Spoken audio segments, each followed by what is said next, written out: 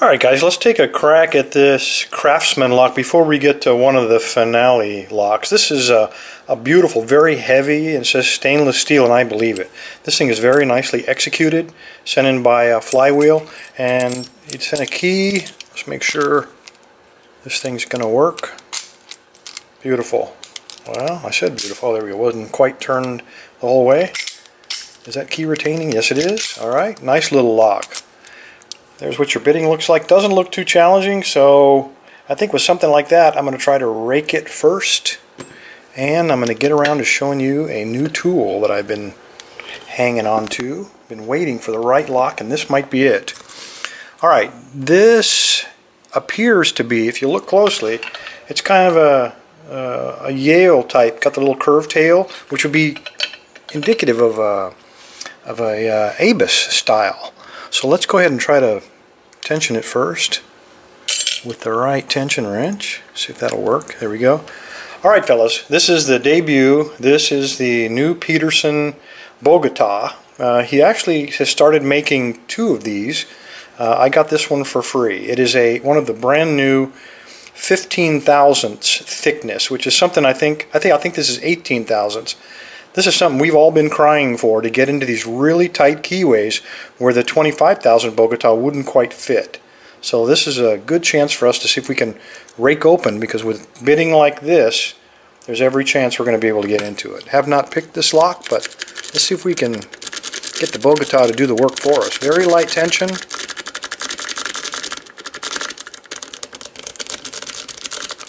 And we have a deep fault set. I mean, it feels like it's almost open, so it feels like there are security pins. I'm getting feedback on at least two of them as I brush the pick in there. Let me try to lighten up on the tension, and maybe we can force them. No, not quite, but I can feel a lot of feedback. So this pick is the first time we've been able to rake these very narrow keyways and get some decent feedback. So now let's go in there. I can't go from the bottom because it's a little bit of a paracentric keyway, but I can now go in from the ledge. And let's see if we can find the last couple and finish this lock off. Okay, it feels like 4. Got a little counter rotation. Wow, very tough. So I'm going to lighten up on the tension here. I'm actually going to release it a little bit. That is a very tough spool, feels like. Okay, that was pin 2. I got a little click out of him. I got a very deep set now. And I'm back on 2, so he's a spool. Getting counter rotation, so I'm going to release.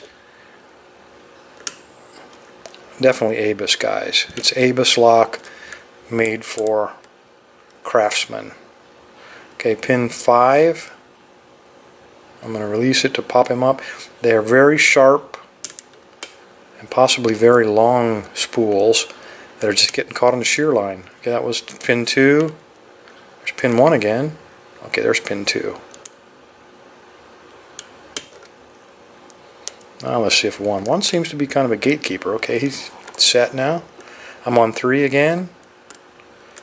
So while the rake got us a deep set, this thing is chock full of spools, so it didn't really help us, because everything he set for us, we've had to unset.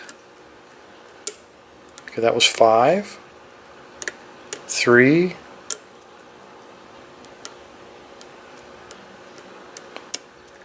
2, and 1. There we go. Chock full of spools, fellas. I think all 5 of these inside of this every one of them is a spool. But this is, if you ignore the Craftsman, everything else looks exactly like Abus. And I believe this is an Abus lock. I wish I had my Abus to compare to it, but I'm positive they're almost identical. Anyway, thanks for your time. Stay safe, stay legal, and Flywheel, thank you for the lock. That's cool. I may have to keep that one.